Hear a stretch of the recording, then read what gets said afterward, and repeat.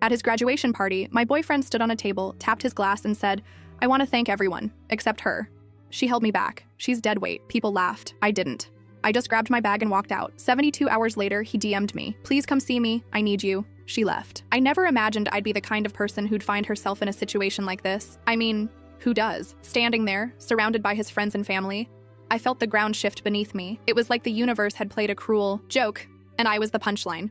But in that moment, the only thing I could think to do was leave, so I did. The walk home was a blur. I remember the cool night air brushing against my skin, the way the streetlights flickered as if they were mocking me.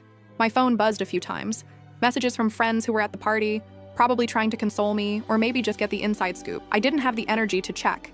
I just needed to get away, to be somewhere that didn't remind me of him. When I got home, I threw my bag onto the couch and collapsed into bed, still wearing the dress I'd picked out so carefully that morning. Sleep didn't come easy. My mind kept replaying his words, the laughter, the way he looked at me as if I was a stranger. I lay there staring at the ceiling, trying to figure out when things had gone so wrong. We'd been together for 3 years. 3 years of late-night talks, shared dreams, and plans for a future that now seemed like a distant memory. Sure, we had our ups and downs. What couple doesn't? But I thought we were solid. I thought we understood each other. Clearly, I was wrong. The next day was a haze of coffee and unanswered questions. I avoided social media, knowing it would be filled with photos and posts from the party. Instead, I focused on mundane tasks. Laundry, dishes, anything to keep my mind occupied. But even as I scrubbed and folded, his words echoed in my head. By the time his message came through, I was numb. "Please come see me. I need you." She left. I stared at the screen, my heart pounding. Who was she?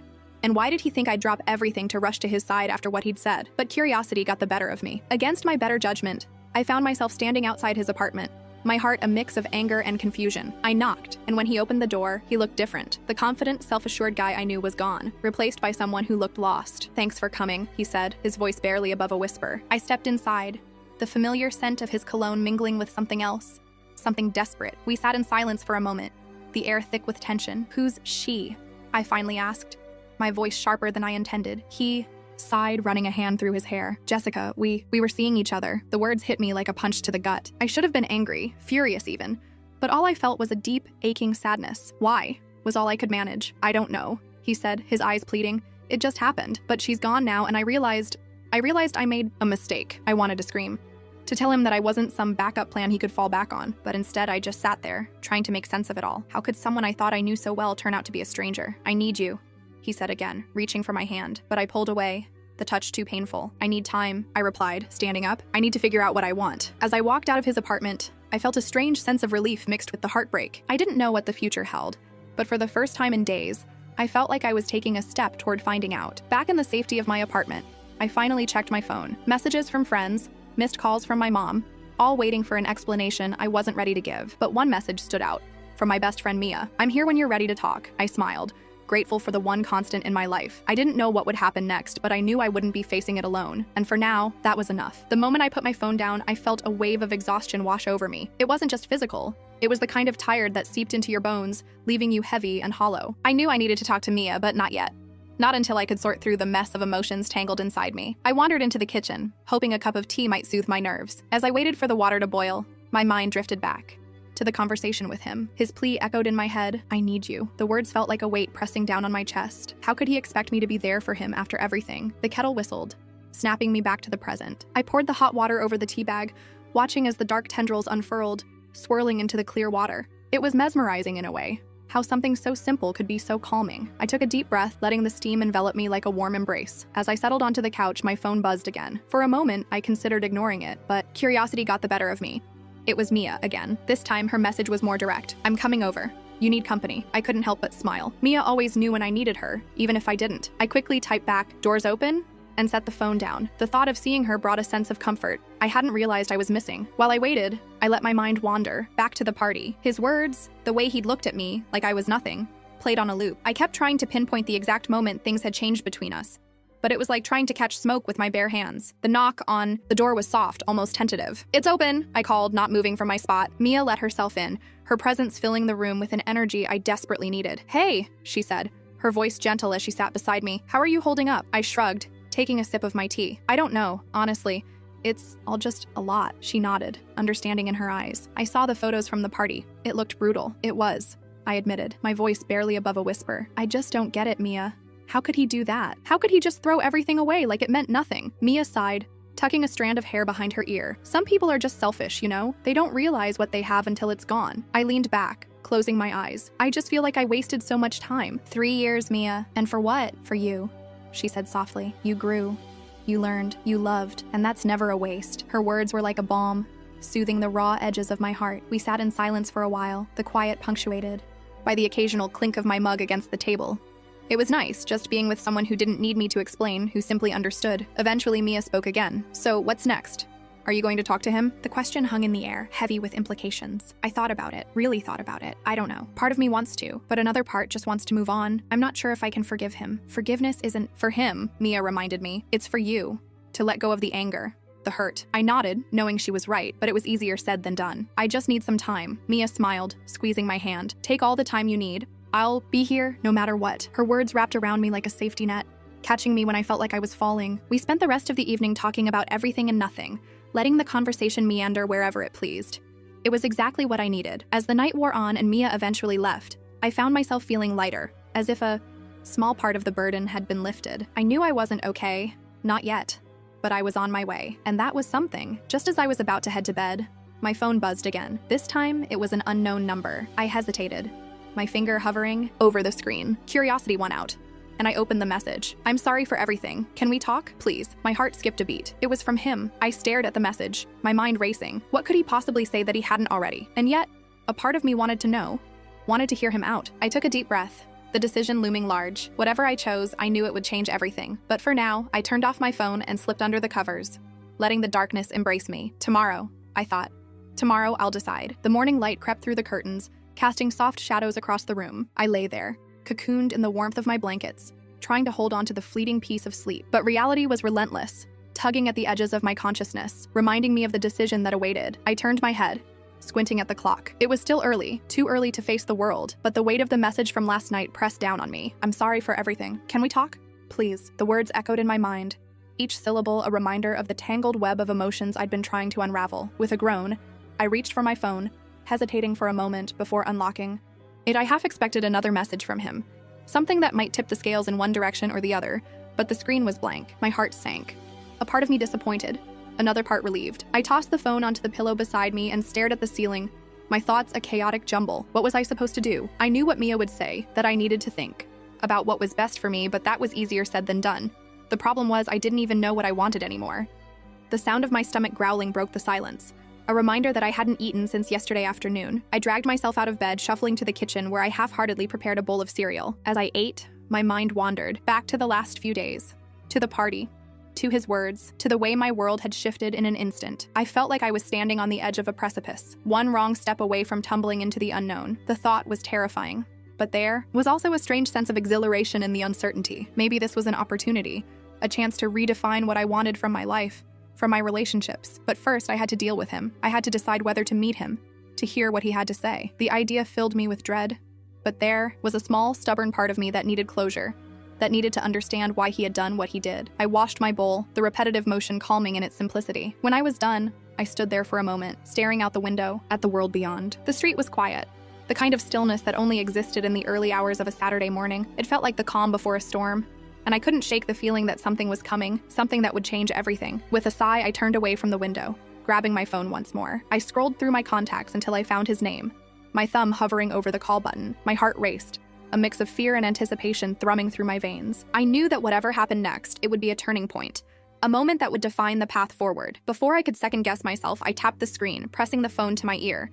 Each ring felt like an eternity, the sound echoing in the quiet of my apartment. Just as I was about to hang up, his voice crackled through the line, tentative and unsure. Hello? I swallowed hard, my voice catching in my throat. It's me, I said, the words feeling strange and unfamiliar. I got your message. There was a pause, a beat of silence that stretched between us. Thanks for calling, he replied, his voice barely above a whisper. I didn't know if you would. I took a deep breath, steeling myself for what was to come. I wasn't sure either, I admitted, my honesty surprising even me. But I think we need to talk. He let out a breath, relief evident in his tone. Yeah, I think so too. Can we meet? I hesitated, the question hanging in the air. Okay, I said finally, the word feeling like a commitment, a promise to face whatever lay ahead, but not at your place, somewhere neutral. Of course, he agreed quickly, as if afraid I might change my mind. There's a cafe on 3rd Street. Do you know it? I nodded, even though he couldn't see me. Yeah, I know it. What time? Is noon okay? I glanced at the clock, calculating how much time I had to prepare myself. Noon is fine, thank you, he said, the sincerity in his voice catching me off guard. I'll see you then. We hung up, the silence.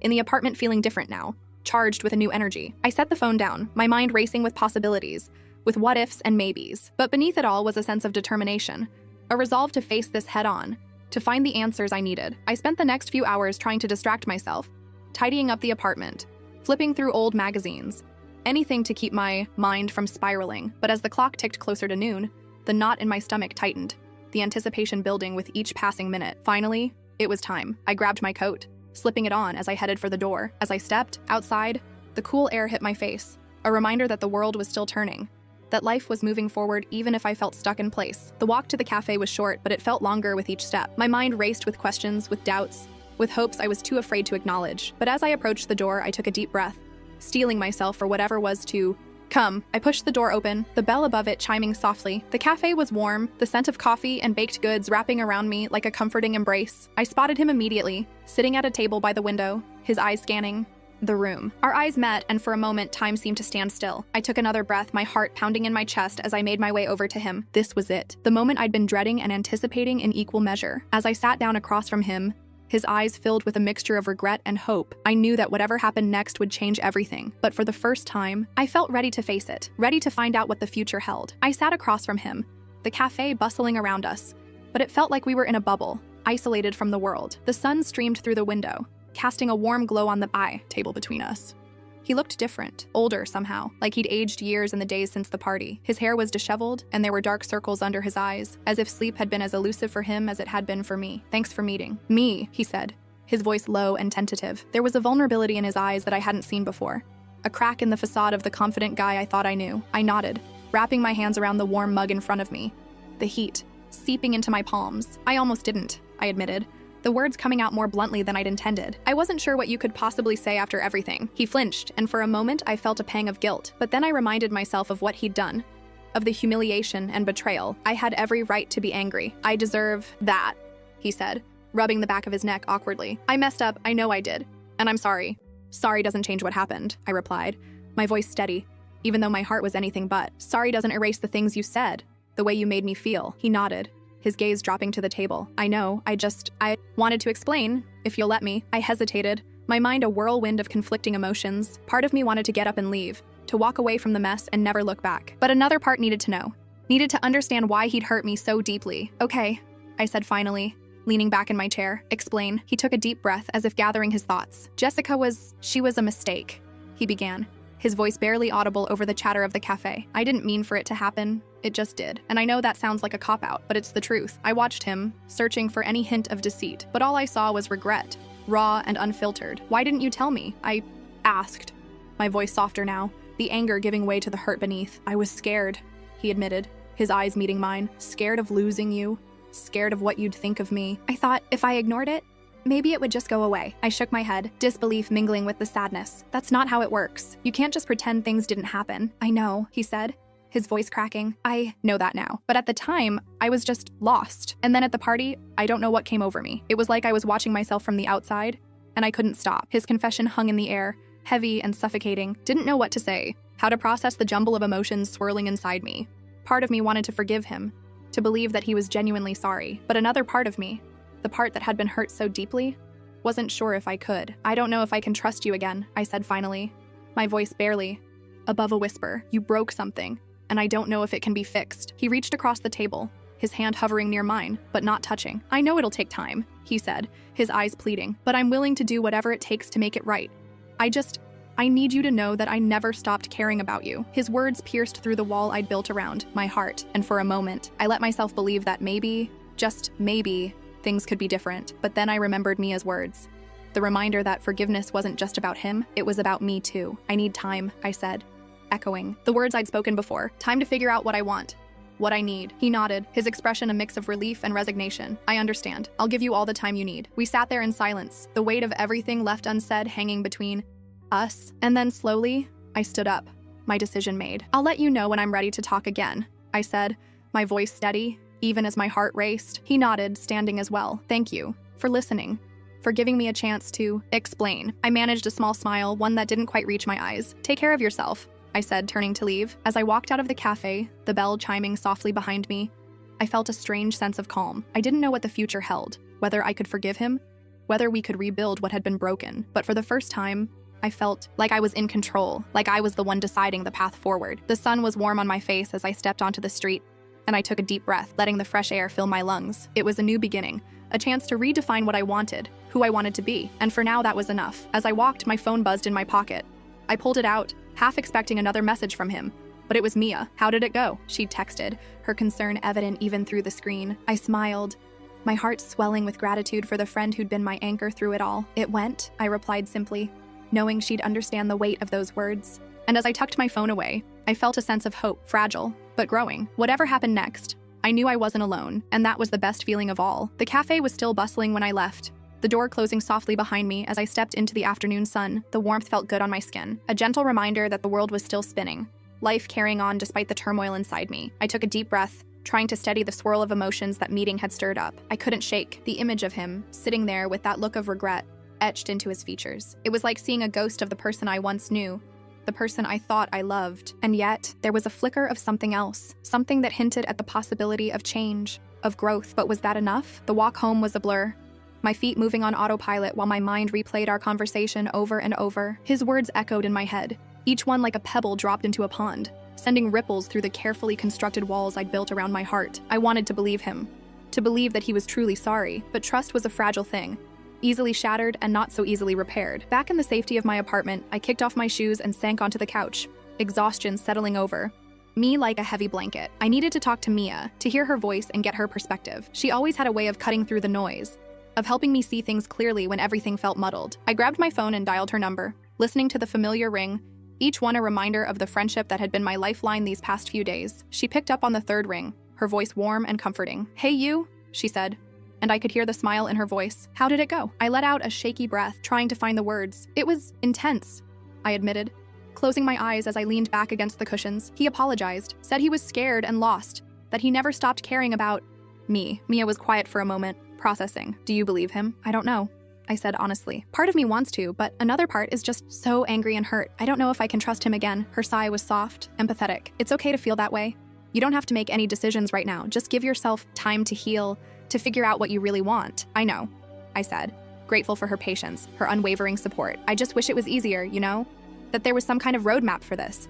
Mia laughed gently. "If only. But you're strong, and whatever you decide, I'll be here." Her words were a balm, soothing the raw edges of my heart. We talked for a while longer, about everything and nothing, until I felt a little lighter, a little more grounded. After we hung up, I sat there for a moment, letting the quiet of the apartment settle around me. My mind drifted back to the party, to the laughter that had felt like knives, to the way he'd looked at me like I was a stranger. It was hard to reconcile that with the man I'd seen today, the one who seemed genuinely remorseful. But then I thought about Jessica, about the betrayal that still stung like an open wound. Could I really forgive him? Could I move past this and rebuild what we'd lost? The questions swirled in my mind, each one more daunting than the last. I needed a distraction, something to pull me out of my head. I glanced around the room, my eyes landing on the stack of books I'd been meaning to read. I picked one up, flipping through the pages, trying to lose myself in someone else's story for a while, but the words blurred together, my mind unable to focus. Frustrated, I set the book aside and stood up, pacing the small space of my living room. I felt restless, like there was something just out of reach, something I needed to grasp but couldn't quite see. And then my phone buzzed, the sound sharp in the quiet room. I grabbed it, my heart skipping a beat at the sight of an unknown number. For a moment, I hesitated, my finger hovering over the screen, but curiosity won out, and I opened the message. "I know I'm the last person you want to hear from, but there's something you need to know. Meet me at the park. It's important." My heart pounded in my chest, a mix of dread and intrigue coursing through me. Who could it be? And what could they possibly have to say that was so urgent? I glanced at the clock, calculating how much time I had before the sunset. The park wasn't far, just a short walk away, but the thought of venturing out again, of facing yet another confrontation, was daunting. But something in the message, in the urgency of the words, compelled me to go. I grabbed my coat, slipping it on as I headed for the door, my mind racing with possibilities. As I stepped outside, the cool evening air wrapped around me, invigorating and sobering all at once. I made my way down the street, each step a reminder of the uncertainty that lay ahead. The park was quiet, the shadows long and the air crisp with the promise of night. I scanned the area, looking for any sign of the person who'd sent the message. My heart raced, each beat echoing in the stillness. And then I saw her, standing by the fountain, her silhouette familiar and yet unexpected. It was Jessica. My breath caught in my throat, a mix of anger and curiosity warring within me. What could she possibly have to say, and why now? I approached, cautiously, my mind a whirlwind of questions and emotions. She turned as I drew near, her expression unreadable in the dim light. "Thank you for coming," she said, her voice soft, almost hesitant. I crossed my arms, trying to project more confidence than I felt. "What do you want, Jessica?" She took a deep breath, her gaze steady on mine. "I know you have no reason to trust me, but there's something you need to know. Something about him." Her words hung in the air, heavy with implication. I didn't know what to expect, but the sense of foreboding was undeniable. Whatever she had to say, I knew it would change everything. I stood there, the cool evening air wrapping around me as I faced Jessica. Her presence was a stark reminder of everything that had gone wrong, and yet, here she was, claiming to have something important to tell me about him. My mind raced with possibilities, each one more unsettling than the last. "What do you mean?" I asked, trying to keep my voice steady despite the turmoil inside. She hesitated, glancing around as if making sure we were truly alone. "It's about the party," she began, her voice barely above a whisper. "There's something you don't know, something he didn't tell you." I crossed my arms tighter, a defense against the chill creeping up my spine. "What are you talking about?" Jessica took a deep breath, her eyes meeting mine with an intensity that made me uneasy. "He didn't plan to say those things about you. It wasn't his idea." I frowned, confusion mingling with the anger simmering beneath the surface. Then whose idea was it? She shifted her weight, biting her lip as if weighing her next words carefully. "It was his friends. They convinced him it would be funny, that it would make him look good in front of everyone." My heart twisted at the thought, the betrayal cutting deeper than I'd expected. "And he just went along with it?" Jessica nodded, regret etched into her features. "He was drunk, and they were egging him on. I'm not excusing what he did, but I thought you should know. It wasn't entirely him." I turned away, trying to process what she was telling me. It didn't absolve him of his actions, didn't erase the hurt he'd caused, but it added a layer of complexity I hadn't anticipated. "Why are you telling me this?" I asked, my voice barely audible over the sound of the fountain. "Because you deserve to know the truth," she replied, her tone earnest. "And because I feel guilty. I was part of it too." Her admission hit me like a punch to the gut, the weight of it settling heavily on my shoulders. I didn't know what to say, how to respond to the tangled web of deceit and regret she was laying bare before me. "Why now?" I asked, my voice tinged with disbelief. "Why tell me this now after everything?" Jessica looked down, her expression one of shame. "Because I've seen what it's done to him, how much he regrets it, and because I wanted to make things right. At least a little." I let out a shaky breath, the anger giving way to a deep, aching sadness. It was all so much, too much to process in the dim light of the park. I needed time, space to sort through the mess of emotions roiling inside me. "Thank you for telling me," I said finally, my voice barely above a whisper. "But I need to think about all of this." She nodded, understanding in her eyes. "I get it, and I'm sorry for everything." I managed a small nod, not trusting myself to speak. As Jessica turned to leave, I stood there, the weight of her revelations pressing down on me like a physical force. The walk home was a blur, my mind racing with 1,000 thoughts, none of them settling long enough for me to grasp. I felt like I was caught in a storm, tossed about by the winds of betrayal and regret, unsure of which way was up. Back in the safety of my apartment, I sank onto the couch, the exhaustion of the day crashing over me like a wave. I needed to talk to Mia, to hear her voice and gain some clarity amidst the chaos. I picked up my phone, dialing her number with trembling fingers. She answered on the second ring, her voice a lifeline in the darkness. "Hey, you okay?" she asked, concern lacing her words. I let out a shaky breath, trying to find the words. "I just met with Jessica," I said, the admission feeling surreal even as I spoke it. "What? Why?" Mia's surprise was palpable, and I could picture her sitting up straighter, her attention fully on me. "She had something to tell me about him, about the party," I explained, recounting Jessica's revelations in a rush of words. "She said it wasn't his idea, that his friends convinced him to do it." Mia was silent for a moment, processing. "Wow, that's a lot." "Yeah," I agreed, running a hand through my hair in frustration. "I don't know what to think, Mia. It doesn't change what he did, but it complicates everything." "It does," she said gently. "But remember, you don't have to figure it all out right now. Take your time. Let yourself feel whatever you need to feel." Her words were a balm, soothing the raw edges of my heart. We talked for a while longer, her steady presence grounding me amidst the chaos. After we hung up, I sat there for a moment, letting the quiet of the apartment settle around me. My mind drifted back to the park, to Jessica's words, to the way everything seemed to shift and change with each new revelation. I didn't know what the future held, whether I could forgive him, whether we could rebuild what had been broken, but for the first time I felt a glimmer of hope, a sense that maybe, just maybe,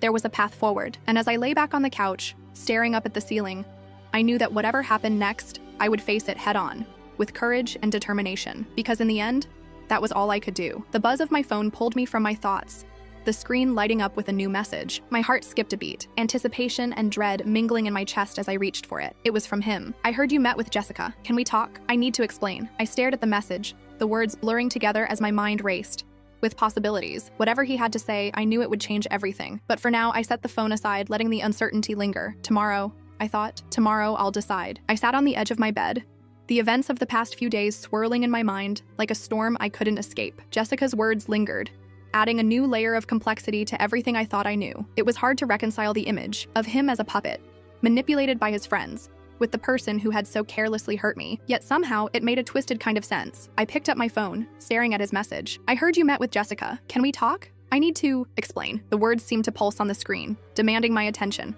my decision. But what was there left to explain? And did I even want to hear it? I took a deep breath, trying to clear my head. The truth was, I didn't know what I wanted. My heart was a tangled mess of hurt and hope, anger and longing. I stood up, pacing the room as if movement might somehow untangle the knots inside me. Mia's voice echoed in my mind, her advice to take my time, to feel whatever I needed to feel. She was right, of course. I didn't have to rush into anything. But the uncertainty gnawed at me, a constant reminder that something needed to be resolved. I grabbed my jacket and headed out the door, the need for fresh air overwhelming. The streets were quiet, the world around me painted in the soft hues of evening. I walked aimlessly, letting my feet guide me while my mind wandered. Eventually, I found myself at the park, the same place where Jessica had dropped her bombshell. I sat on a bench, the cool metal biting through my jeans, and watched the world go by. A couple strolled past, their laughter a stark contrast to the turmoil inside me. I envied their ease, their uncomplicated happiness. I closed my eyes, trying to imagine a world where things were simple again. But the truth was, things had been unraveling long before the party.